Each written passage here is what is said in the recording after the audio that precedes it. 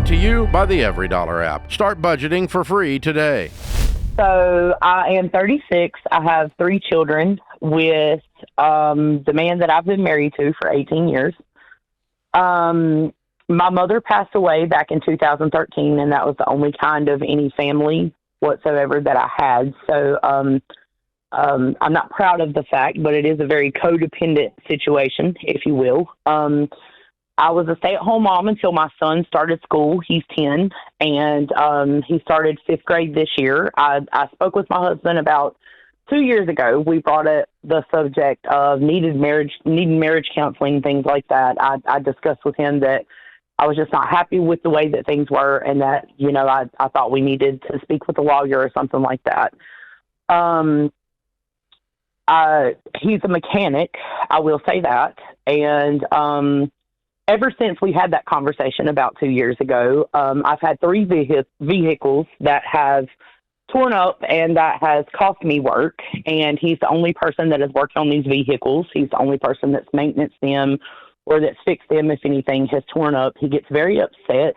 I guess you could say I'm kind of confused about whether I'm in an abusive relationship or not, because he's not physical with me, but he's kind of taking my resources away in an effort to keep me here instead of trying to work through something for our children so that we can separate and give them a more peaceful environment. And financially and resource-wise, I'm stuck. He's all that I have, and I just don't know where to start trying to get how much my children. how much do you earn? Meet EveryDollar budgeters Christy and Steve. Their life is chaotic, but their money is simple because they budget with EveryDollar. Budgeting with the spreadsheet took a ton of time. But now with EveryDollar, I can do a budget in 5 minutes. And tracking purchases is just as simple. It's so freeing to know exactly where your money is going. It just takes that stress out of the day-to-day life. You got this, Hannigan family. EveryDollar. Create your free account today. How much do you earn? I don't earn anything right now. I don't have the vehicle that I have right now just got fixed 2 weeks ago.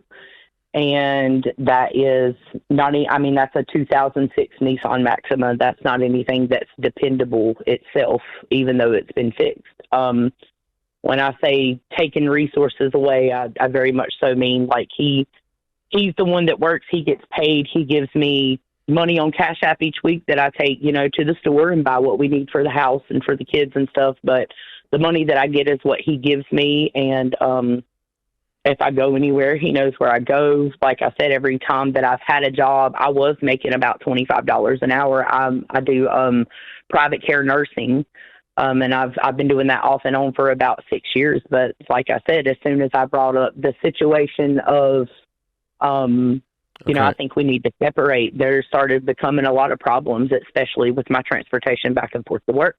Are you saying he's like messing with your car? I don't understand. Yes. Like he's actively breaking your car so you can't drive? How old are your children, baby? I'm sorry. Give me just a second. Yeah. How old are your babies?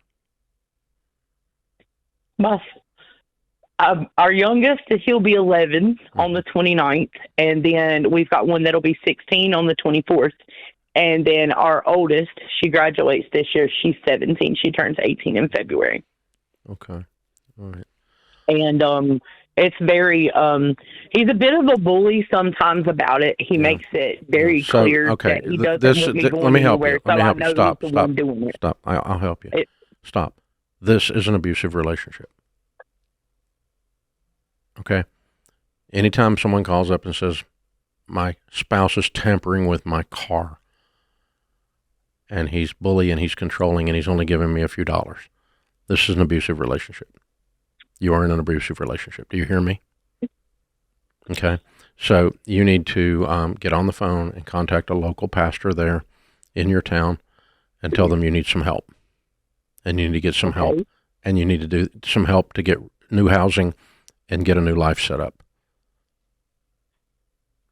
This is not negotiable. You know that I'm not trying to make the financial thing is very financially irresponsible. This is sick.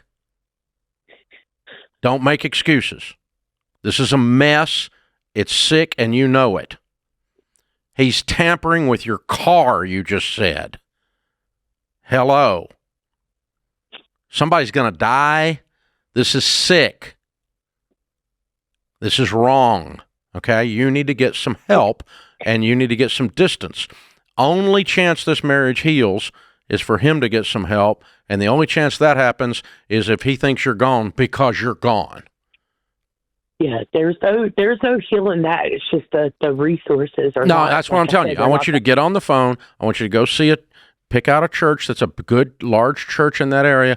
Go sit down with their team of counselors, their team of pastors, and tell them you don't have any resources and you're in this situation that's dangerous, and they will help you. You've not been hit, so I don't know if a domestic violence shelter will take you or not, but you could contact one of those as well. Okay. But this is toxic, it's wrong, and it's evil. If you were my little sister, I would be over there packing your stuff right now and loading your car up while I argued with you because you kept crawfishing on me. And I mean, like, he knows that. I'm not going to argue with you. He verbalizes that. He verbalizes, like, that they're not going to do anything because he doesn't put his hands on me. Well, So I don't know who they are, but they are a divorce attorney, and he doesn't have his wife and kids anymore. That's who they are, and you go get a job and support yourself and your kid. Yeah. And you can do that. He knows that's the goal, and that's what he's trying to keep me from. Like, No kidding. Attorney is very expensive. No kidding. The cheapest I've heard is $4,000. So you don't have to convince me. I'm already convinced. It didn't take me but a minute and a half. Now you're convincing yourself. Are you going to call a pastor today or not? Yes. Today, Yes. girl. Yes. Okay. Yes. It's gone on long enough. As a matter of fact, it's gone on too long. Thank you. The first time somebody screws with your car, that's in game. We're done. We're done. Okay. This is out of control behavior. You're done. Okay. All right. So I'm going to put you on hold, and Kelly's going to get your numbers and stuff, and we're going to follow up. And if you don't call a pastor, I'm going to start calling people around you. Okay. You're going to do this. Okay. Because this is not Thank safe for you, girl. You're one step from getting smacked. You're one step from getting your nose broke. You're right. This fuse is really short. I've done this for a long, long time, and I know what I'm doing. So you have got to get some help. This guy might be redeemable, but today we're not having that discussion. He's done too many things in this one conversation to for you to stay in this house. You need to get out of there. And then from that separation point, if y'all want to work on your marriage and he wants to work on his behavior and start being a real man instead of a little twerp, then we can talk about this. But right now, your husband's a twerp. And if he doesn't like that, he can call me. I'll be happy to talk to him about it. I'm not afraid of him. I can tell you that. So, Kelly, you pick up. I want her name and phone number, and then get with the church team and line her up with a couple of pastors, and let's get some help in this girl's life. I think she's going to do it. I don't know. I hope we convinced her that it's a desperate enough situation. And I would start recording some of these conversations. Well, he said they're never going to. I mean, Doesn't at least matter. have some documentation to go, here's what's going on. Yeah, I don't even need that. I'm just gone. I'm not negotiating with this. We're not having a discussion about what happened. It happened. Okay. And so, one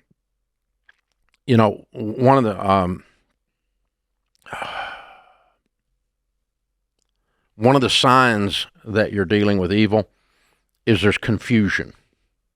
If there's confusion in the room, and there's like, I know I said this, and this person is looking at me saying I did not say it. I know I did it.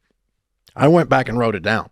I know it happened. And then I'm looking at them later, and they're gaslighting, acting like it didn't happen. Now you know you're dealing with evil, because evil always confuses. Truth is always clear and crystal clear and knowledgeable. And but evil's always got confusion. There's always a circular thing, and you can hear it even in her conversation with herself. Yeah, how circular it is, and just keeps coming back around again. I don't want to come back around through it again. I just want to leave it. The disclaimers, the Get excuses. Out. Get out. Screw with my car. Unbelievable. You little twerp. Create your free EveryDollar budget today. The simplest way to budget for your life.